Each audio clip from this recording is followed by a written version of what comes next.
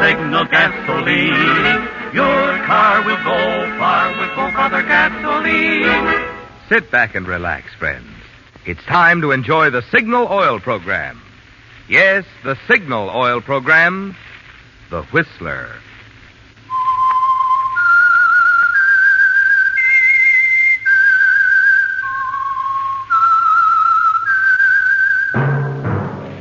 That whistle is your signal for the Signal Oil Program, The Whistler.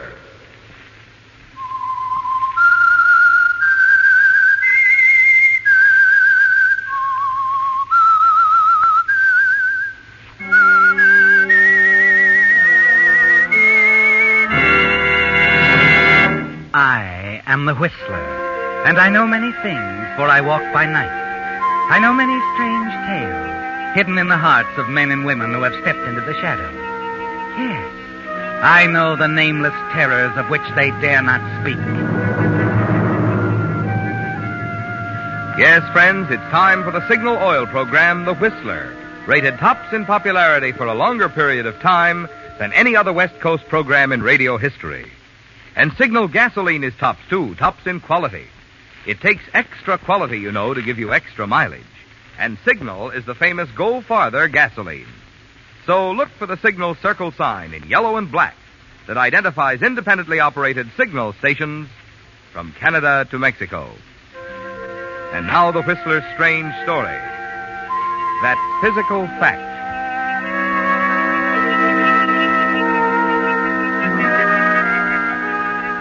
The captain on the bridge of the luxurious liner shaded his eyes from the white glare of the tropic sun.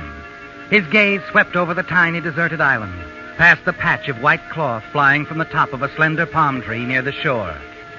Then he moved quickly to the quarterdeck, stood quietly by as the ship's doctor leaned over the half-unconscious person they'd just brought aboard. The details weren't available immediately, but when the story was pieced together, they discovered that it began some weeks before. Yes, it had all started weeks ago on an island several hundred miles away. On the dock beside the old freighter stood Professor Hilary Merrill, surrounded by a dozen huge packing cases, the successful result of more than 2 years of scientific research. It had been a large task indeed for such a small man, and the professor was a small man. People had never let him forget that physical fact. The loud laughter of 2 seamen nearby interrupted his thoughts. Hey, ain't that just the way the little professor struts around, huh? Yeah, like he owned the world. Yeah, he sure likes to give orders. The little guy really gets a big charge out of pushing big guys around and showing them who's boss. What's he trying to prove? What else? That it ain't the size of a man that counts. It's the brain.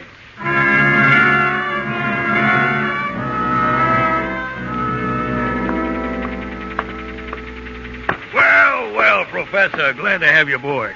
Thank you, Captain. Certainly been hearing things about you, Professor. Your research and all. I've tried to do my job. A big job, too. And for a man your size... If you don't mind, Captain, the physical fact has little to do with a man's brain. No offense, Professor, no offense. Proud to have you aboard my ship. Yes. Well, thank you. Something wrong? Oh, no. Just noticed the young lady coming aboard. Hey, class. Nightclub entertainer or something? Lily, Miss Lane is little more than just a nightclub entertainer, Captain. I believe I'll say hello.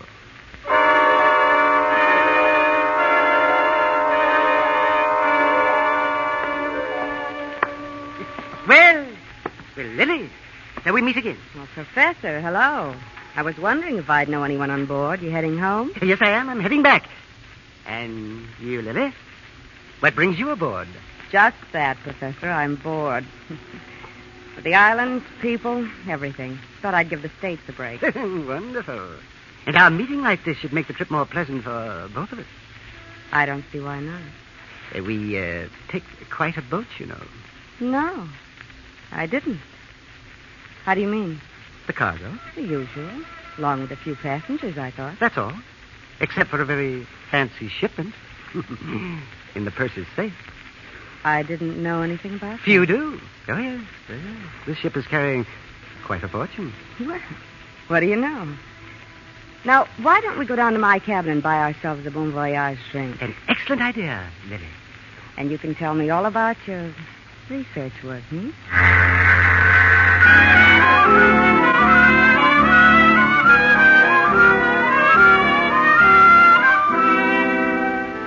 You enjoy the company of this young lady, don't you, Professor? And she seems properly impressed with all that you say and do. Then, the second afternoon out at sea, as you're taking a turn about the deck alone, you pass the lifeboat section and hear voices, familiar voices. Lily's and someone else. Casual conversation, and I think it's worth thinking Well, about. don't worry, baby. I'd throttle him in a minute if he gave us any trouble. Casey, I tell you, he made a point of mentioning the money. It's just a coincidence. The guy was trying to impress you. Nothing's going to go wrong. You talked to Andy? He's still with us. He's in like a glove. He's tired of being third officer on this mud scow. He'll tip us when the time is right. I'll open that safe like a soup can. How, Casey? How are you going to do it? Like I've done it 100 times with a blowtorch. At night, when they change the watch. A blowtorch? There's not even any smoking aboard. Isn't that dangerous with a cargo of gasoline? Not when you know what you're doing, sweetheart. Well, you'd better stay out of sight. The professor will remember you. That business in Tahiti he won't forget. No, I won't forget either. I got a score to settle with the little man. If he gets in my way again, I'll kill him. I'll break him like a stick. A stick? A stick, Casey. That's good.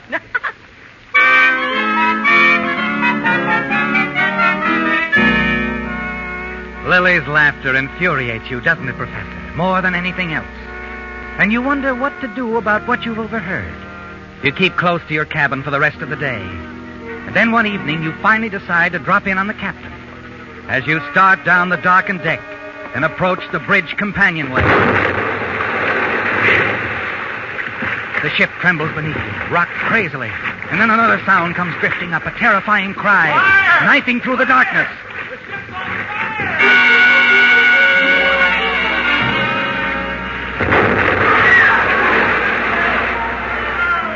Suddenly, you seem to be in a hot, searing vacuum. The pressure becomes unbearable. You want to scream, but you can't. Then the vacuum breaks. You're spinning through the air, and then you hit the water. The rest is a blur, a horrible nightmare.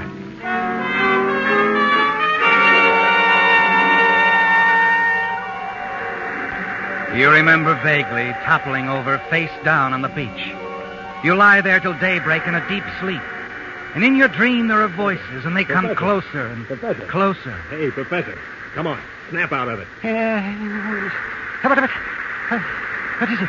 Morning, Professor. Welcome to our little island. Casey? Yeah, Casey. Remember me? How you feeling, Professor? But all right, I guess. Who are you? Name's Andy. Oh, yes. Would you give me a hand, Andy? Never mind, I'll give you a hand, Professor. Cut it out, Casey. Now, look. There's just 4 of us. We have to get along. You mean we're the only one? Right so. Me, Casey here, you, and the girl. The girl? Lily. She's lying up there under the trees. The explosion shook her up pretty badly. I hope she'll come out of it okay. Oh, sure, she will. She'll be fine. But I don't know about you, Professor. I haven't made up my mind. Leave him alone. Sure, for now. I think this'll be fun, don't you, Professor? Just the 4 of us alone on an island. Real cozy, huh, Professor?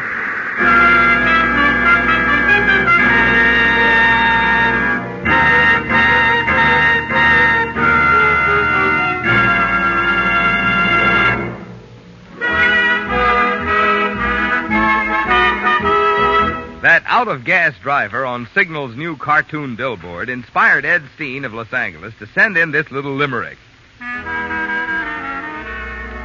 There once was a driver who set forth in his car, but wound up on a bicycle's handlebar, for he ran out of fuel, an experience most cruel. With Signal, he would have gone farther, by far. Signal, signal, signal gasoline. Your car will go far with Go Father gasoline.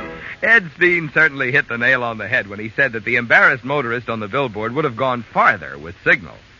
But a limerick, alas, just doesn't have room to include all the benefits you enjoy when you fill up with Signal, such as when you step down on your throttle and discover their alert flashing signal pickup, plus smooth, quiet signal power to spare.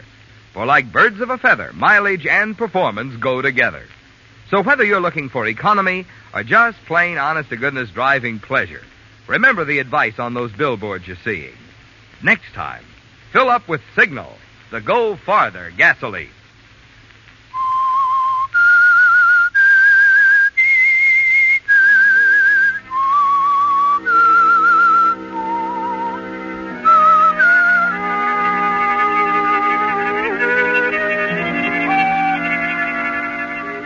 It's frightening, isn't it, Professor? Like awakening from one terrible nightmare into another.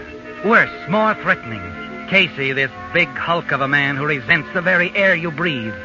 And because of the explosion that wrecked your ship, you're thrown with him on this lonely Pacific isle. Moments later, you discover why Andy, the third officer from the sunken ship, interfered in your behalf. It's Lily, isn't it? She's injured, and perhaps badly, and they don't know what to do about it. They take you to her, and Casey starts giving orders again. Come on. Do something for her, little man. Easy. Take it easy, Casey. Can you do anything for her, Professor? I can try. If you'll keep him away from me. Come on, Casey. Now, wait a minute. I'm not sure Come about... on. She's in his hands now. Okay, Professor, but treat her good. Very good. Well, you'll be in my hands.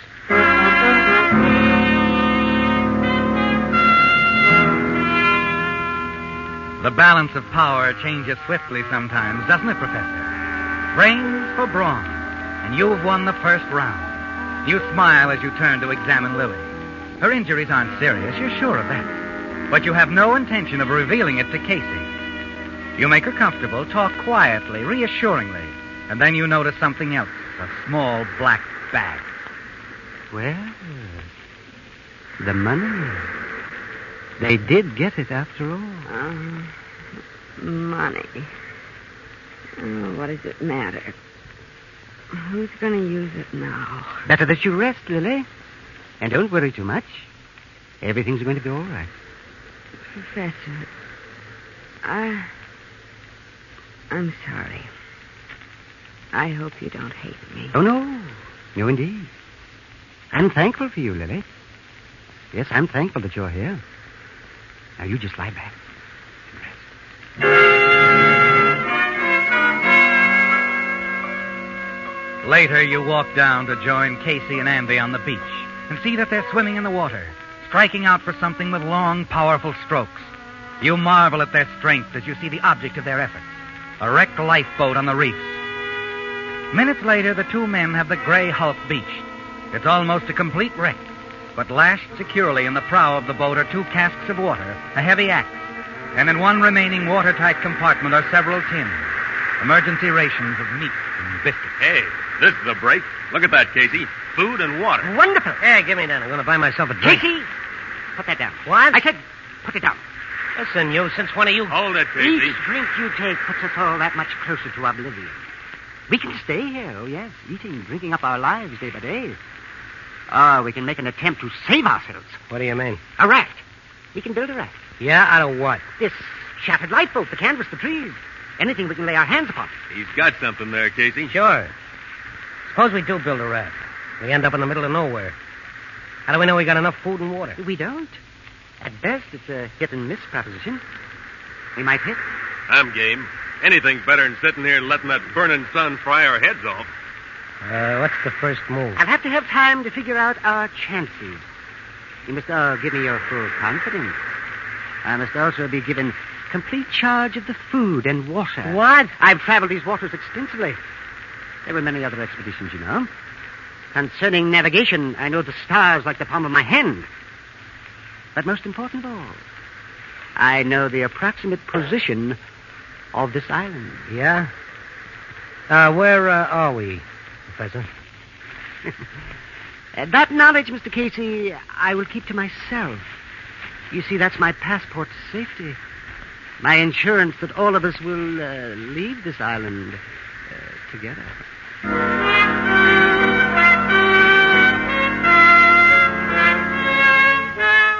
You're one step ahead of Mr. Casey, aren't you, Professor? And that's where you're going to stay all the way. You turn your thoughts back to the details of your plan. Carefully consider the time, the distance, the food and water supply. The atolls and the Radak chain are your best chance. Only 2 of you stand a chance of making it alive.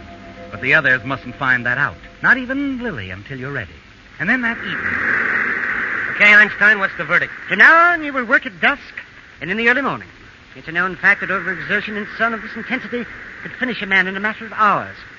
And, of course, we're rationing food and water. How long do you think the food and water will last, Professor? Well, Lily, if we adhere strictly to the rules, we have supplies for 3 weeks. How much time are we going to have to build the raft? Maximum of 10 days. That means not quite 2 weeks on the water. How do you figure our speed? That, of course, is theoretical. Specific gravity of the raft, favorable winds, ocean currents, all have to be taken into account. I arrived at a rough average of 5 knots a day. Professor, where are we? And where are we going? That, as I've already told Casey, will have to remain my secret. You'll all just have to trust me.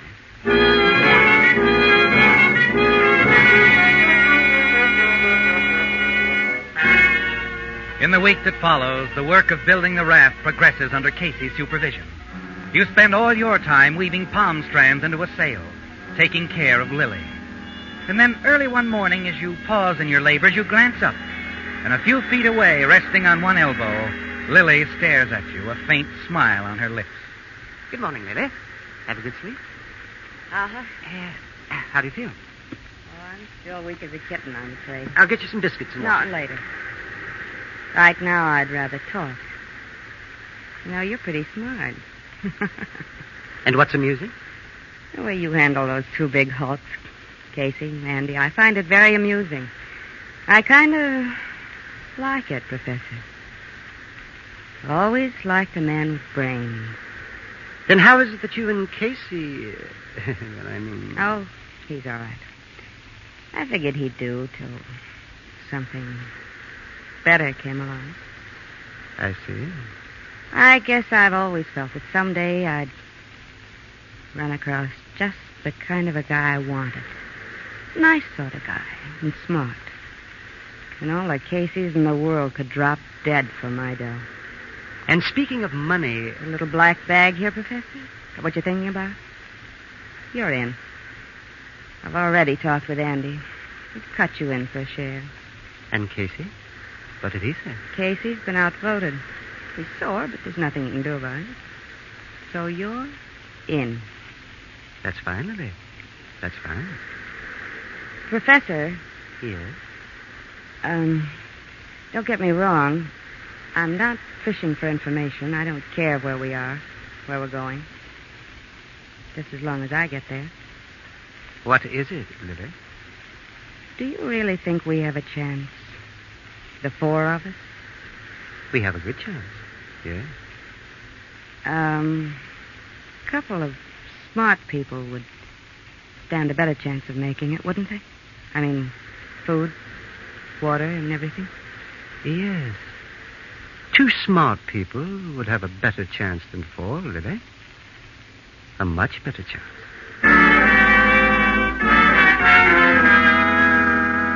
You watch Lily, the little smile playing on her lips as she leans back and closes her eyes. And you know what's on her mind, don't you? Yes, it's all very clear to you. That night, while the others sleep, you hurry to the food cache. Moments later, you're back. You carefully approach the sleeping Casey, place 2 whole biscuits under the palm branches that serve as his mattress.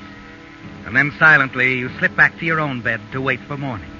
And the opportunity to speak with Andy alone.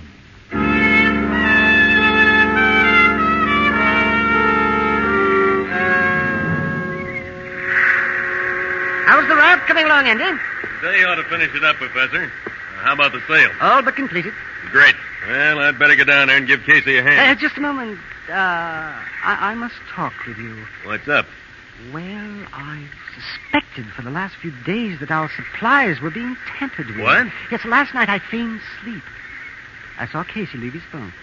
Well, he wasn't gone for more than a minute. And when he came back, I saw him slip something under his mattress. Wait a minute. Oh, You think no, that... No. Perhaps I was just dreaming, but, why don't we take a look? Just to be certain.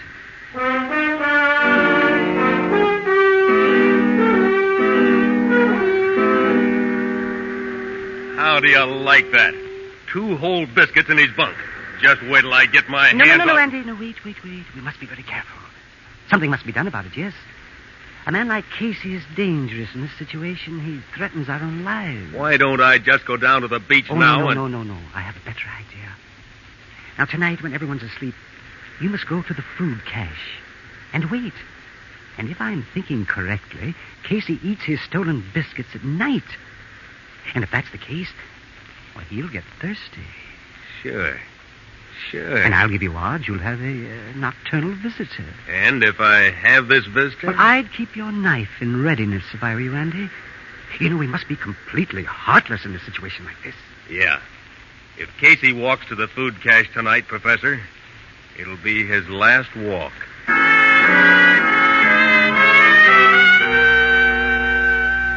Late that evening, the raft is completed. And now you're ready to make the next move in your plan to turn the two men against one another. It was easy to sell Andy the idea. He'd trust you. You could talk to him, give it to him straight, because that's the kind of a person he is. But Casey isn't going to buy as easily. You've thought it over very carefully, haven't you, Professor? You know exactly how you're going to approach Casey. And with your help, Casey will sell himself on the idea. That night at the water's edge, you managed to get Casey alone. What do you mean we're going to have to cut down on rations? We're starving now. Well, it's just that the food isn't holding out as long as I thought it would. I can't understand it. I must have miscalculated. Oh, you miscalculated, huh? What are you trying to pull? But you don't think I've been stealing it? Why, Casey, I swear that You're not dipping into the grub, then who is? Now, come on, I want answers.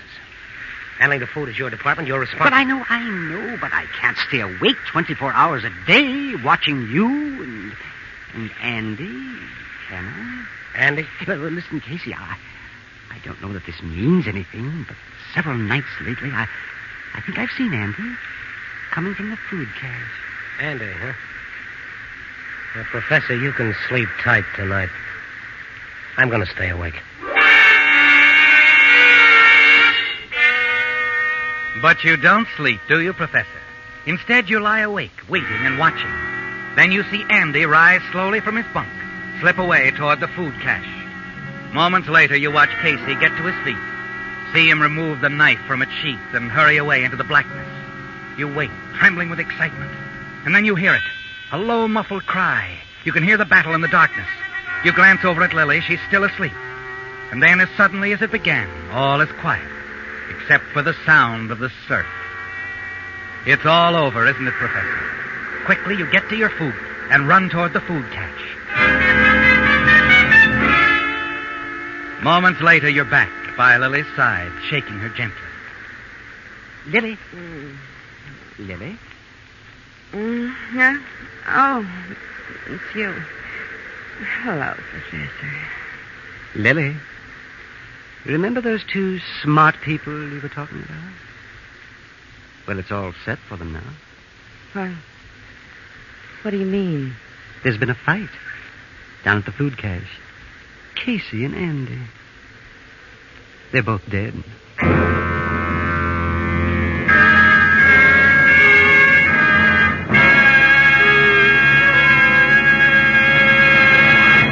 The Whistler will return in just a moment with the strange ending to tonight's story. Many of you are thinking of putting new tires on your car before starting on your vacation trip. So here are some important facts to remember for most value per dollar.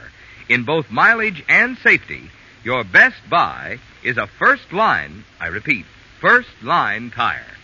And to be sure you're getting first-line quality, you'll be wise to choose a Lee tire made by Lee of Conshohocken, who for 47 years has made only one quality, the finest of first-line tires. Typical of Lee's superior construction, the rugged cold rubber that goes into Lee tires is now toughened even more with patented Fill Black O. That's one reason today's Lee tires actually wear longer than ever before, and why signal dealers can now back every Lee tire with a double guarantee. And best of all, you can now trade your smooth old tires for these extra long-wearing Lee first-line tires at surprisingly small cost. Stop by a signal station and get the facts and figures. You'll find that sign outside signal stations means what it says. Biggest allowance for your old tires. And we do mean biggest.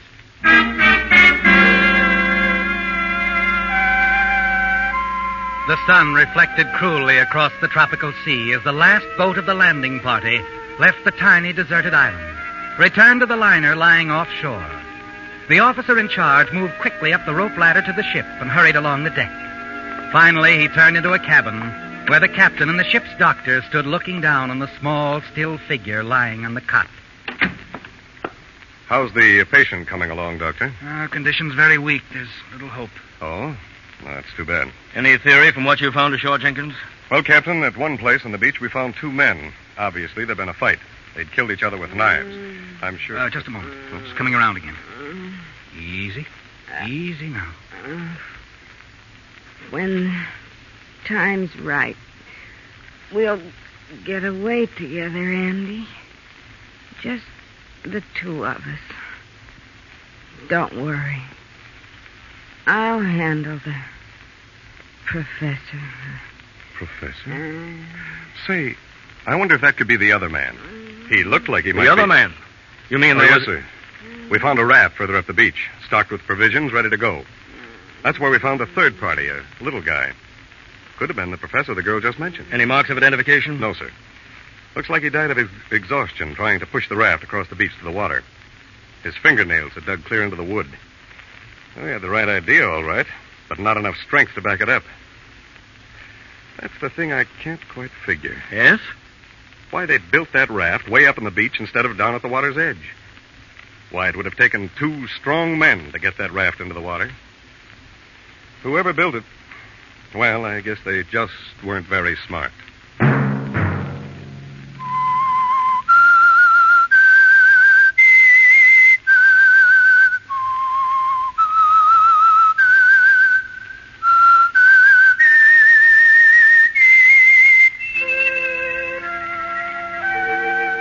Let that whistle be your signal for the Signal Oil program, The Whistler, each Sunday night at the same time.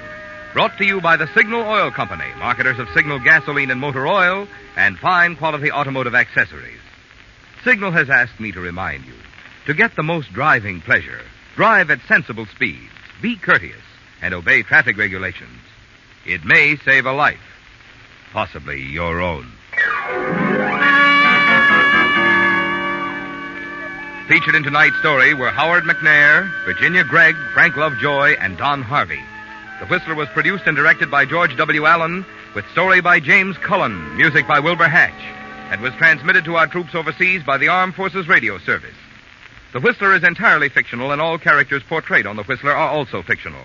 Any similarity of names or resemblance to persons living or dead is purely coincidental.